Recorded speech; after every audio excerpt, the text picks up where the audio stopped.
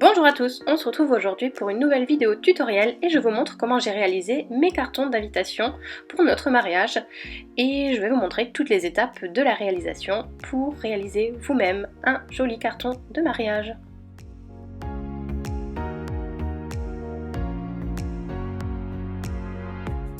Pour le matériel, j'ai utilisé un kit à embosser que ma sœur a trouvé chez Action et il comporte un espèce de sèche-cheveux. Vous verrez tout à l'heure à quoi ça sert. De la colle en souris, c'est important, surtout pas liquide, sinon ça fait gondoler. Des cartes en papier craft, aussi trouvées chez Action, déjà toutes prêtes. Du papier de bonne qualité, donc du papier blanc épais 250 mg. Et un mini massicot. J'ai aussi utilisé un tampon avec un vélo dessiné dessus, un tampon invitation, un tampon cœur, de la poudre à embosser transparente,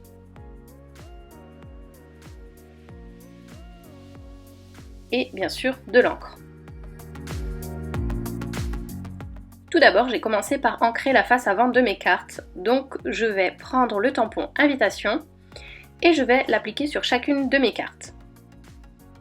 Donc ce que je fais aussi, c'est que j'utilise mon tampon sur toute la largeur, sur le pad encreur, et j'essaye de bien répartir l'encre partout, parce que parfois ça m'est arrivé de réaliser des empreintes pas très jolies, puisque l'encre n'était pas positionnée partout. Ensuite, je viens déposer de la poudre à embosser sur mon encre encore humide. Il ne faut surtout pas qu'elle soit sèche, sinon la poudre ne va pas tenir dessus. Et je viens tapoter pour que la poudre se glisse bien partout, enfin se dépose bien sur toute la surface ancrée, et j'enlève tout simplement l'excédent. Donc c'est très facile, le reste restera, enfin ça restera collé, ce qu'il faut restera collé, et le reste va s'enlever. Donc voilà, tout simplement pour plus de praticité, j'utilise la deuxième carte et je verse la poudre dessus directement au lieu de la renverser sur ma feuille. Maintenant, je viens appliquer mon deuxième tampon. Celui-ci est en forme de cœur avec des lauriers autour. Et pareil, je viens déposer la poudre. Alors à ce stade-là, c'est très fragile, il ne faut pas venir avec ses doigts dessus puisque ça enlèverait la poudre. Il va encore falloir faire une deuxième étape pour la sécher. Donc ce que j'ai fait moi, c'est que j'ai préparé un certain nombre de cartes à la fois pour pouvoir ensuite passer à l'étape suivante pour tout en même temps. Comme vous le voyez là, je dispose toutes mes petites cartes.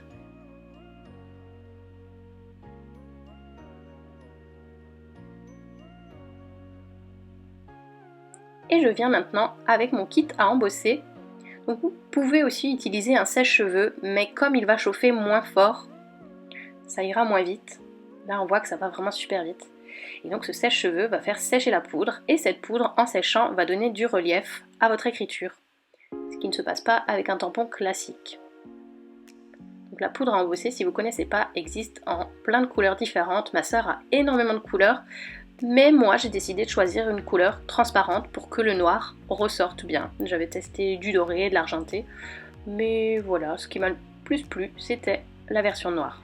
Donc version noire, c'est-à-dire poudre transparente, et le noir, c'est bien sûr le noir de l'encre qui ressort.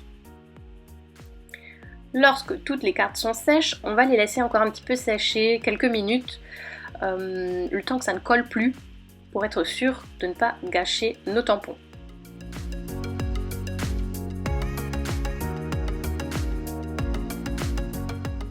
En attendant, je suis passée à la découpe. Donc j'ai préparé sur Word ou sur Page des cartons d'invitation. J'ai tout de suite mesuré la taille que je voulais au final et j'ai placé un cadre autour pour pouvoir découper plus facilement.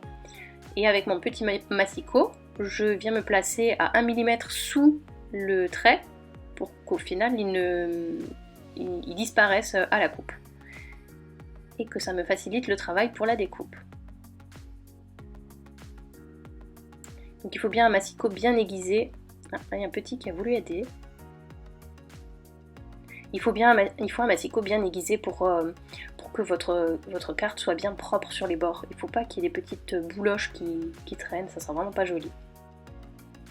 Donc ensuite, quand ma carte est bien sèche et que j'ai découpé tous mes cartons intérieurs et pour le dos, je viens avec ma colle en souris en coller tout le bord et aussi un petit peu au milieu. Là j'en ai même pas mis, mais il faut en mettre un petit peu au milieu.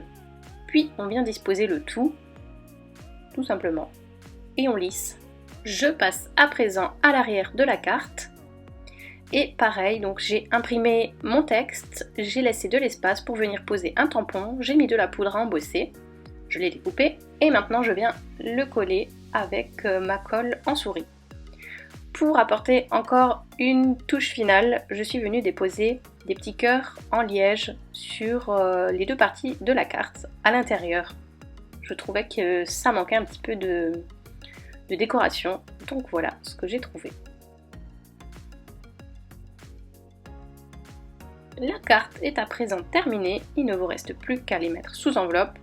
Donc moi j'avais des enveloppes roses, mais j'en avais plus pour rester dans mon thème de mariage rose et blanc. Si cette vidéo vous a plu, n'hésitez pas à me le dire en commentaire ou à mettre un like, ça fait toujours plaisir et ça m'encourage à continuer de nouvelles vidéos.